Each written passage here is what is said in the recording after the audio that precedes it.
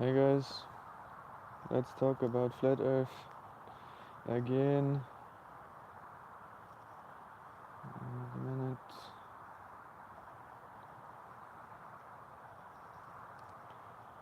Let's see if somebody comes in.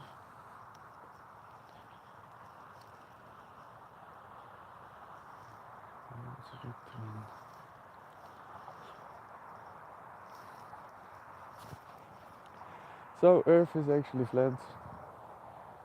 That's the truth. And that was always the truth. I mean, flat Earth is the most basic idea. So if people come from the ball Earth, actually they are in the position of proving the ball Earth and the rotation and everything, but there has never been any real proof of that model, of that illusion. There was never a real proof of ball Earth. The pictures you get, don't be deceived, they are CGI'd, they change constantly. Like land masses in the pictures change constantly. So, and these are officially released by government institutions. So there is no real proof of any rotation of the ball. There is no proof that people walk upside down in Australia. There is absolutely no proof of any ball. There is no curvature. Has not been proven. The pictures are deceiving because they use fisheye lenses. So we live on a flat Earth. That's the most basic understanding. From wherever we are, the way we perceive the world, this life, is that Earth is stationary, Earth is fixed, and everything above us turns. So why do we have to change everything? Why do we have to turn it upside down and say that's the truth? Instead of just saying, okay, we accept what we're actually perceiving, we're standing on a flat surface that's fixed, everything else is turning. That's the theory, okay? And it aligns with the practical side of things, with actual physics, applied science. Now, if somebody claims the Earth is a ball and rotates and everything is turning around the sun and the sun is fixed, they are actually in a position of proving that. But ever since this theory has come out, there was never an actual real proof of anything. Okay? So the physics that we learn in school, the science, actually proves that the Earth is flat. It aligns with that truth. Very simple. So let's get into local sun and moon, because that's part of the flat Earth model, because people need to understand what the flat Earth even is, because they don't learn it. They don't learn it in school, so they get told a bunch of lies as well, of fake flat earthers, what the flat Earth is. Some people just replace the ball Earth within the heliocentric model with a flat disk. That's obviously wrong. That doesn't work. The flat Earth is a completely different model. It's a completely different theory. And the moon and the sun are much closer in that theory. Because in the heliocentric model we know that the distances are huge. And they have to be huge in order for the model, in theory, to work. The model in theory may work, but it may not represent the truth. You see? So, we have, for example, 90 million miles from Sun to Earth. And then you have the radius of Earth ball that is supposed to be 6,371 kilometers. So there's already a ratio where you have to agree that if the Earth is turning, it has absolutely no effect on any perspective. If you have just a diameter of 12,000 kilometers and you have a distance to the sun of millions of miles, then a change or any rotation would not have any effect on perspective in the sense of redshift. Anybody knows what redshift is? Maybe somebody has listened to my lives before. Redshift is when a light source moves away from us into distance, it gets darker and changes its color actually. So if you have a yellow light source that in truth is yellow, when it's very close to you it is yellow, but the further it goes away from you, the redder it will turn, and that's called redshift. Astronomers know this, physicians know this, engineers know these things. We learn this actually in high school. So if you have a distance already between Earth and Sun of 90 million miles, and the Sun has a certain color, and now imagine the ball rotates around itself with a radius of just 6,000 kilometers, that's peanuts, you would not realize any color change. Yet, what do we realize, what do we actually perceive and observe is the sunrise and sunset, beautiful color change. And that proves that the sun is actually much closer, it's a local sun. And the way you can compare this is to a car that is, for example, 100 kilometers away from you, and you see it. Let's say you can see it still. You're on top of a tower or whatever, and that car now moves 1 meter to the side. Will you, from your perspective, actually recognize any change?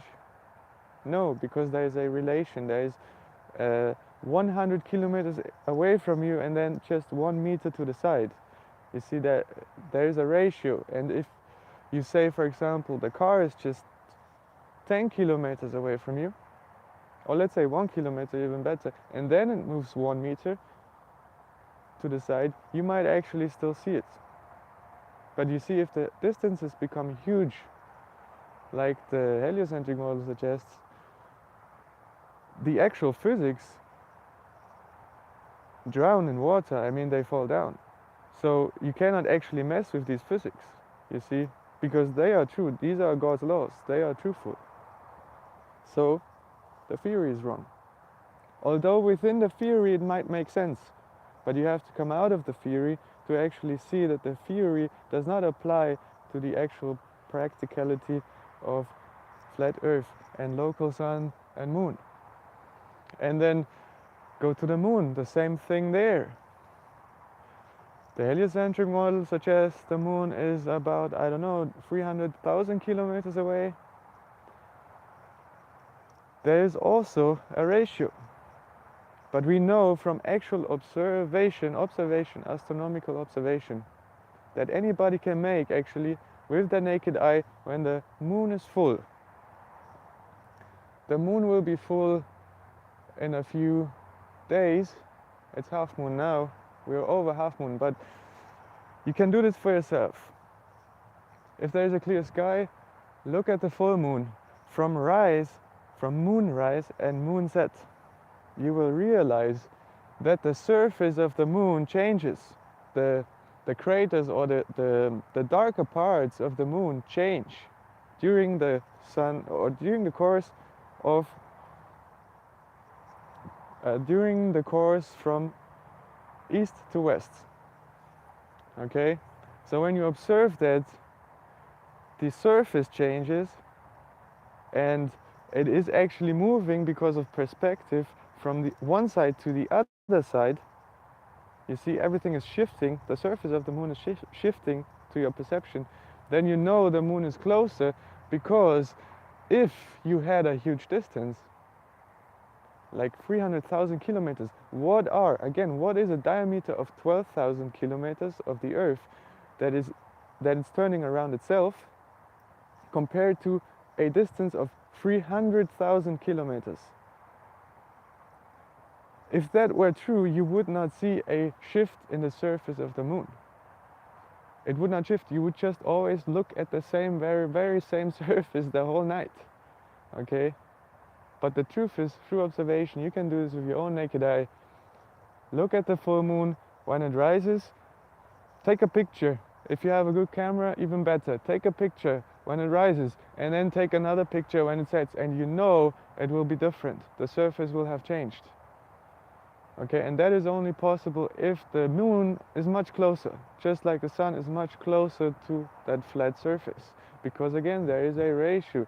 If you have a car that is 100 kilometers away from you and is moving 1 meter to the side, and that 1 meter represents or the rotation of the Earth, which is minimal, just 6,000 kilometers of radius, compared to 300,000 kilometers of distance between Earth and Moon, then you realize, then you must come to the conclusion actually that the Moon is much closer.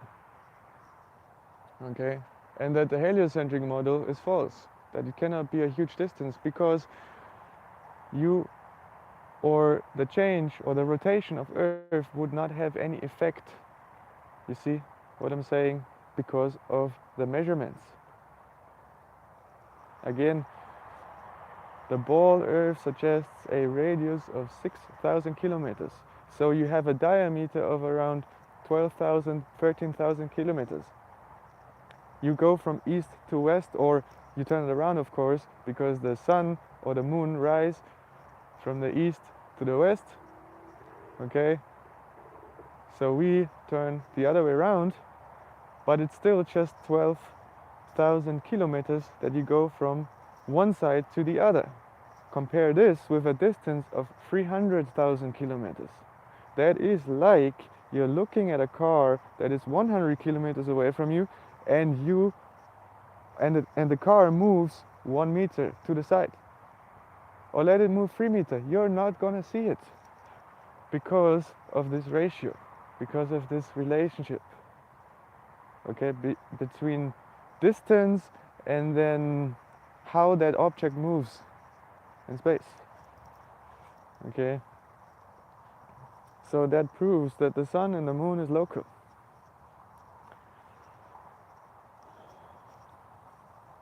It's not like local like your local bar. It's still it's still a lot of thousands of kilometers away. The sun might be, I don't have the exact number, but the sun might be like around between 6,000 and 8,000 kilometers away. It's still in the thousands.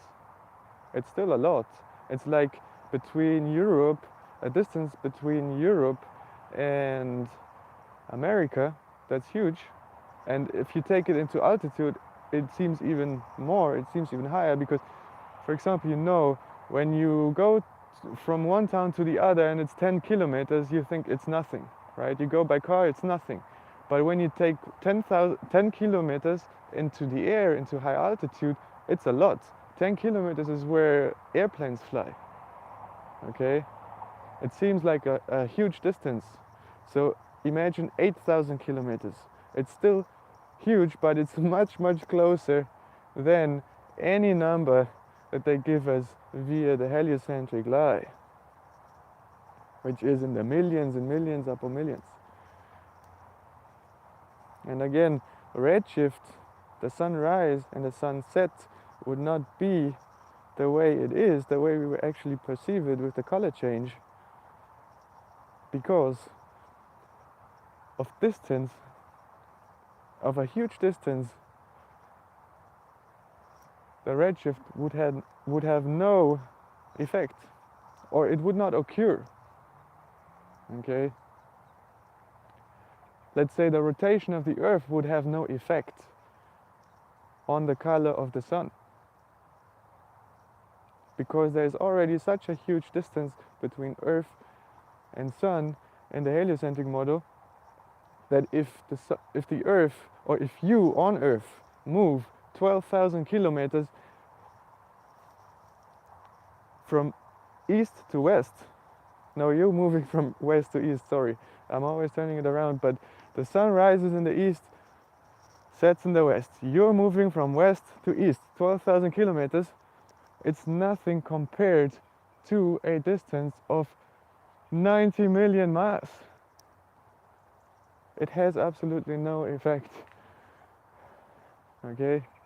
Within that theory, within the theory of the ball, Earth, within the theory of the globe, within the theory of the heliocentric model, because the distances must be huge in order for this model to work. But this whole model is based off of the deception, of the visual deception that we get when we go to the beach and you have a nice view and you see the horizon line and ships disappear there, and then people come to the false conclusion that this must be happening because ships go around a curve. But it's an illusion that comes with perspective, that comes with distances, that comes with the way your eyes work. Your eyes cannot zoom, your eyes are static, they have a static field of vision, okay? So the ground lifts off the further it goes away. The ocean looks like it's lifting off the ground, coming up to your eye level. Although in truth it doesn't do this, but visually it does that, okay? So it looks like the ocean is rising up, and at the same time this blocks your view. So if a ship goes beyond that point in space, which is about 5 kilometers away from you, that's where your horizon line is. If a ship goes beyond that point, it looks like it's going around a curve when it just simply goes around your visual limit of the ocean, like between you, your eyes, and how much you can see from the ocean. There's a limit, because your eyes is like a camera frame and everything has to fit into that one frame. So it's like a picture. There must be ocean in the picture, there must be sky in the picture, there must be the ship somewhere in the picture, okay? So even if the ship doesn't completely disappear because it's big enough, let's say it's a cruise ship, then, because some people confuse that, they think that flat earthers mean everything just disappears completely at the horizon line, but that's not true. If the object, like a ship, is still big enough, you will still see it at the same time as it dips beyond that horizon line, bottom up, okay? So that's about perspective. If nobody has heard that before, look into it.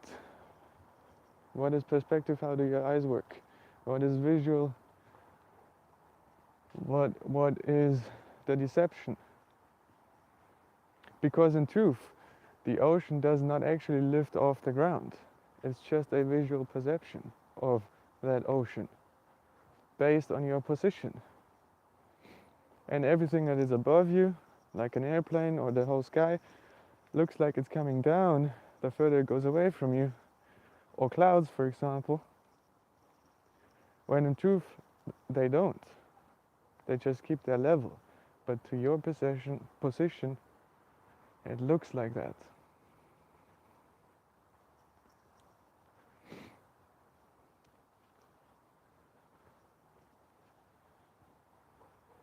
So I hope you can follow.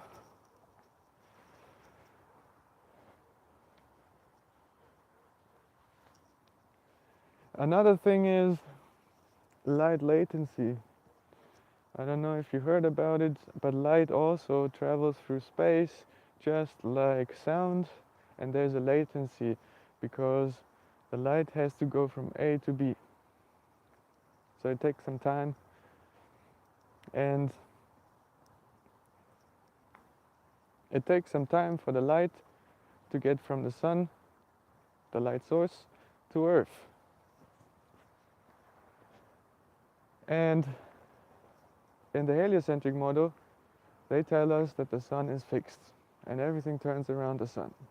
So within that model, the light source is fixed. That means the light would always be coming from the same spot. If the light source itself is not moving, the light will always be emitted from one and the same spot. okay, with a certain latency, of course. But you will not realize that latency because the light is always coming from the same spot in space, continuously. Sunlight is a continuous light. But in truth, here in this world, in reality, NASA and astronomers, all astronomers, are calculating light latency of the sun and of stars, of all moving objects in the sky that are far away and are a light source of itself. So, why do they calculate that? Why do they calculate a light latency? Maybe somebody can already answer. Because the light source itself is actually moving, and only then you need to calculate a light latency. Because if the light source is fixed in a certain point in space and the light is always coming from that point, you don't realize a latency when you're standing on Earth. Especially when the distances are huge. Okay? Because it's a continuous emission. The only time you would realize a light latency in this model, there was a dog. The only time you would realize in this model, wait a minute. Stupid dogs. Are there dogs in the comments trying to debunk flat Earth or something? I don't see the comments because I'm just talking. By the way, it's not a recording, it's all live. Because somebody was asking. So let's get back to it. Light latency. In the heliocentric model, the only time you would recognize a light latency is when you would switch off the sun and switch it on again. And you would know on Earth when the sun switches off, then the sun switches off, but it takes still time for the rest of the light to get to Earth. So until we would see that the sun is switched off, it would take some time, and that would be the light latency. Because the light is late, okay? That's what latency is. Then when you switch on the sun again, the sun, in truth, would already emit light, but on Earth we would not see that yet, because it takes some time for that light to travel through space to hit the Earth. So it would take a few minutes for that light to get to Earth, and that's light latency. But we know that the sun is not switching on and off. So, what does that mean? That means the heliocentric model cannot be true, because the sun is not fixed. The sun must be moving, and that's why we have to calculate light latency, because the sun is moving.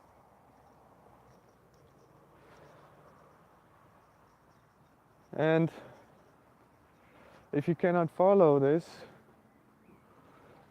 I can compare it with a garden hose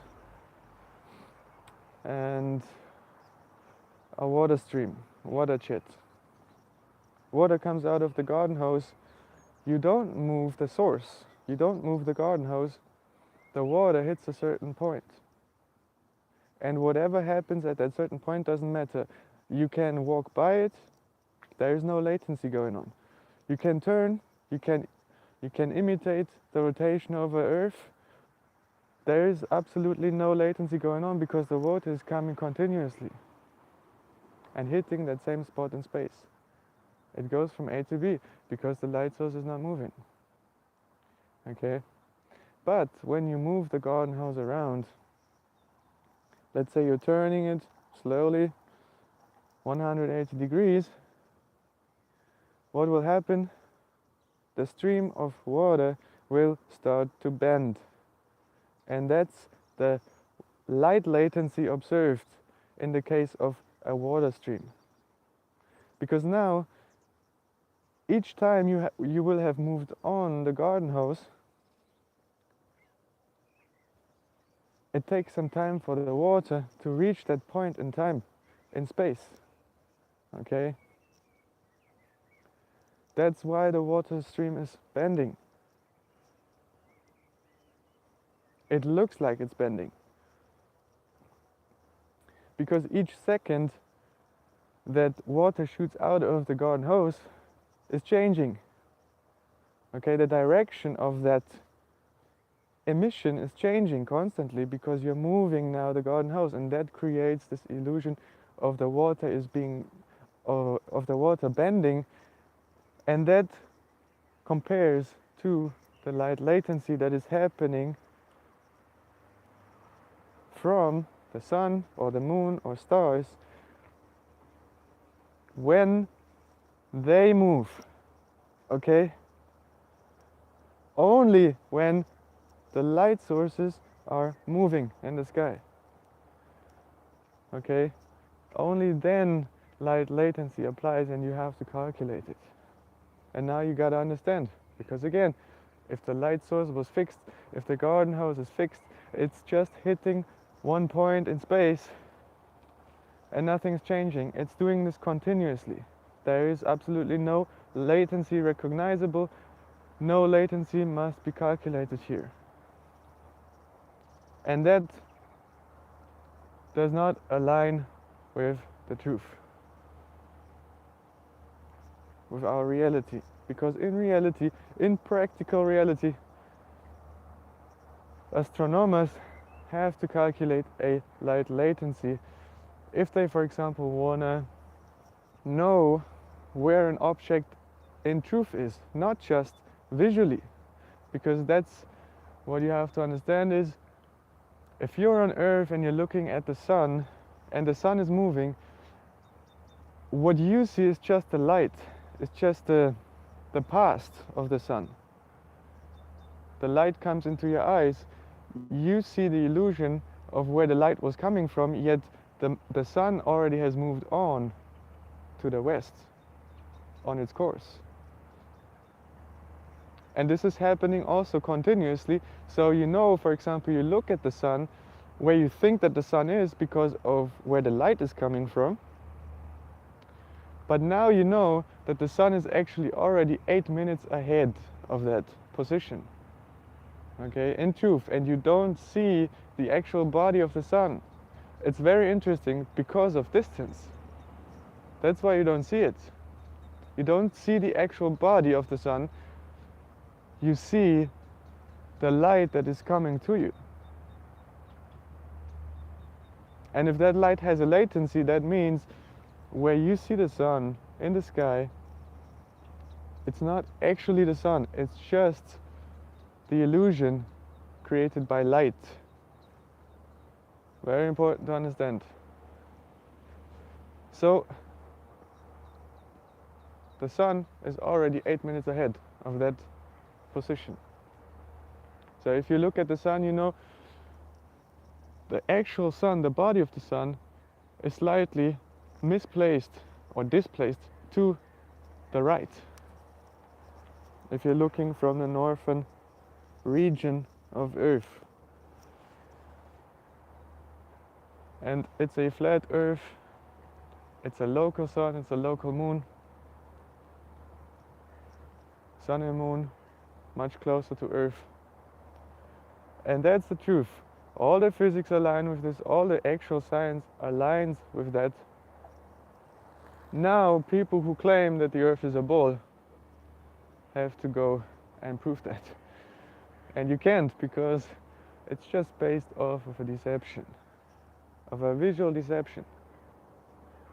That's how this whole theory comes to be. And within the theory it might make sense. Yes, if the distances are huge, then You know, all kinds of things can work out, but it doesn't align with the actual practical science. When you apply science, when you apply physics, the way I shared with you, you have redshift, you have light latency, okay? And then you have also this observation with the moon, that the moon's surface is changing when it rises in the east and it sets in the sun, it sets in the west. The moon's surface is actually changing. You can take a picture or observe it with your naked eye when the full moon happens. It's gonna happen very soon. It's already over half moon, so it's waxing, and you will realize that the surface of the moon is actually changing, is shifting. First you see it slightly from the right, then you see it slightly from the left. And this cannot happen if the distance would be huge, say like 300,000 kilometers. Or was it miles? I have to look it up again, but it's just huge. It doesn't make sense. If that were true, if the distance were really that huge, and you're just moving from west to east with a diameter of 12,000 kilometers, because the Earth is rotating around itself, so you have 6,000 of radius on one side, 6,000 of radius on the other side. It's a diameter, gives you 12,000 kilometers. What is that compared to 300,000 kilometers? So if the 300,000 kilometers were true, you would not see any shift of the surface of the moon. Okay? You would just look at the very same moon all night long. But that's not what we do in reality.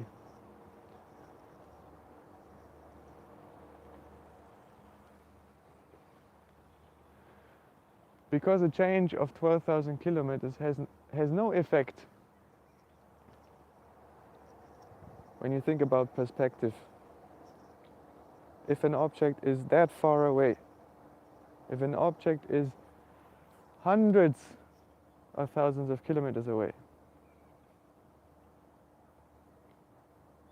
you're looking at one surface, whether you're in the west at moonrise, because again, on the ball, you have the moon rise in the east,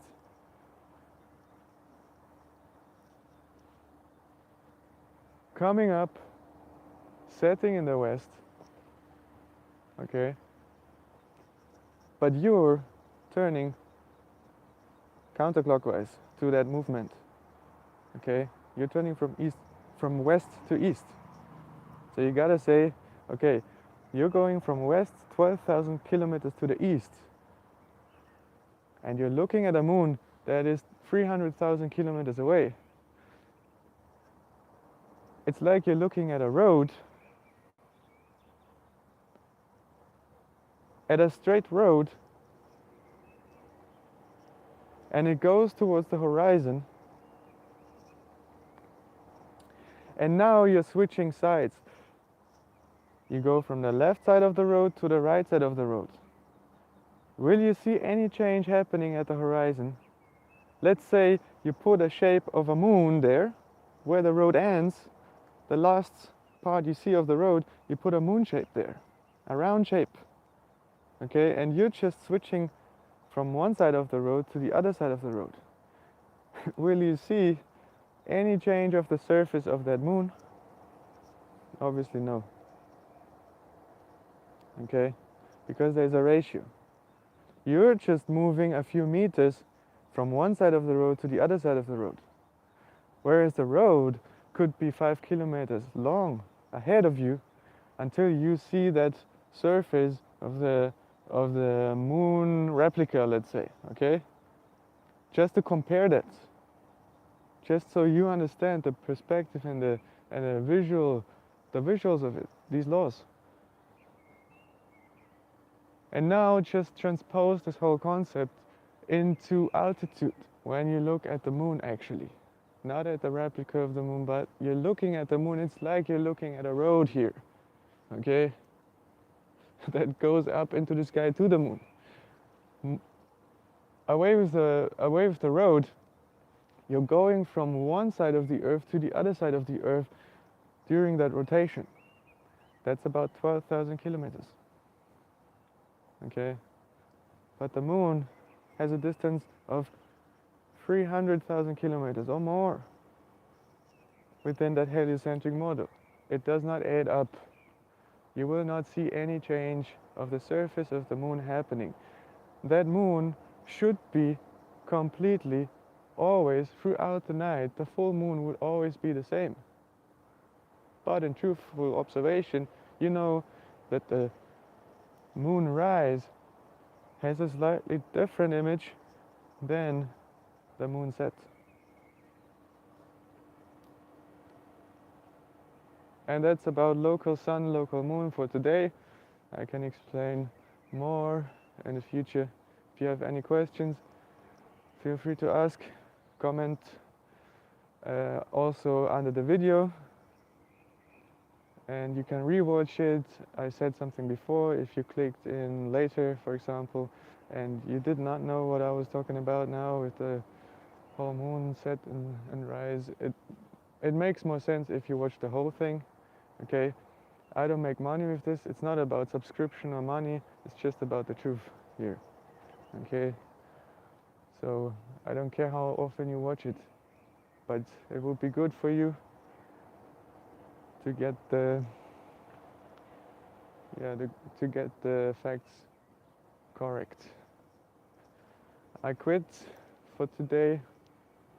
Have a nice day. See you.